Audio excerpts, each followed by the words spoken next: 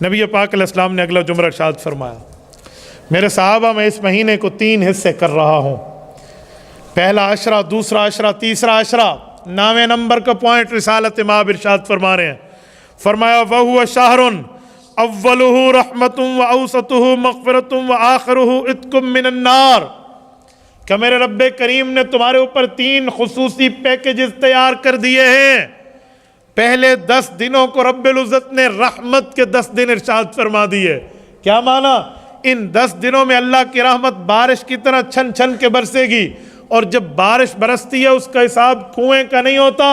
کنواں کہتا ہے پیاسا میرے پاس چل کے آئے، میں پیاسے کے پاس چل کے نہیں جاؤں گا۔ یہاں کنویں پیاسے والی بات نہیں ہوتی، بارش رب العزت کی رحمت ہوتی ہے، وہ ہر اس گھر پہ، ہر اس در پہ اور ہر اس فرد پہ برستی ہے جسے ضرورت ہو یا ضرورت نہ ہو۔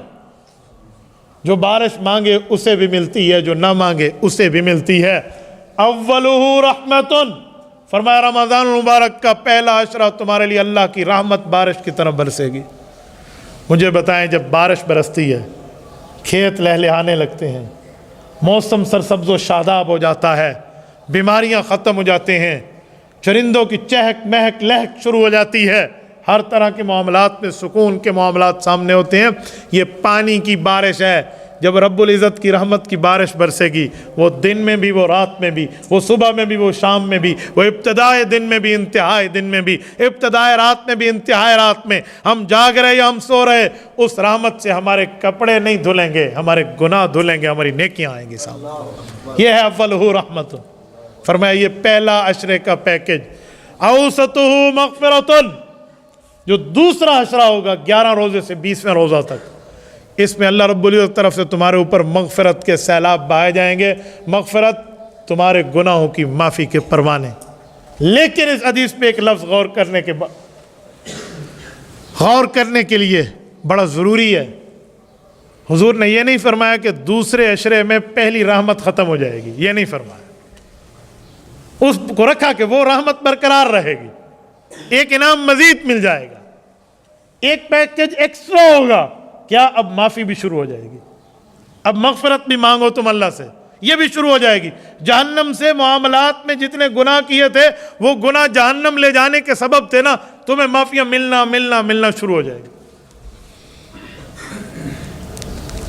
گناہ گاروں کی کئی قسمیں ہیں۔ ایک گناہ گار وہ ہے جس کے گناہ ہیں، گناہ لکھے جاتے ہیں، توبہ کر لے معاف ہو گئے نا، ورنہ لکھے جاتے ہیں۔ اور ایک گناہ گار ایک ہائی ایکسٹریم پہ ہے، وہ یہ جس کے گناہ بھی لکھے جاتے ہیں اور جہنم کے رجسٹر میں اس کا نام بھی درج کر دیا جاتا ہے۔ غلطیاں تو ہم سے ہوتے ہیں، لیکن ہر بندے کا تھانے کے رجسٹر میں نام اندراج نہیں ہوتا، ہر بندے کا وہاں نامینیشن کے ساتھ اس کی ترتیب نہیں ہوتی کہ کوئی مسئلہ ہو اس کو اٹھا لیا جائے۔ وہ کوئی خاص ہوتا ہے جس کے ساتھ اس طرح کی بدماشی کے معاملات پہ حکومت وقت یہ کام کر لیتی ہے۔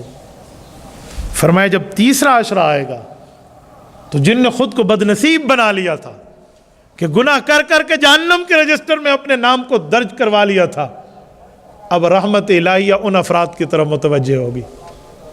وَآخِرُهُ عِتْقٌ مِّنَ النَّارِ، اور تیسرے عشرے میں اللہ رب العزت فرمائیں گے اب تو نیکیاں شروع کر دی ہیں، اگرچہ نام ان کا جہنم کے رجسٹر میں تھا، فرشتوں جتنے یہ ہیں ان سب کے نام رجسٹر سے مٹا دیں۔ اس میں بھی حضور نے یہ نہیں فرمایا کہ مغفرت ختم ہو جائے گی۔ کیا مطلب؟ تینوں باتوں میں ایک چیز مشترک ہے، پہلے رحمت اترے گی، دوسرے عشرے میں مغفرت ملے گی، رحمت بھی ہوگی، تیسرے عشرے میں جہنم سے آزادی ملے گی، مغفرت بھی ہوگی، رحمت بھی ہوگی۔ پچھلی چیزیں ختم نہیں ہو جائیں گی، وہ چل کے معاملات ہوں گے۔ یہ 9ویں نمبر پہ رسالت مآب نے رمضان المبارک کے بابرکت ہونے کی دلیل ارشاد فرمائی۔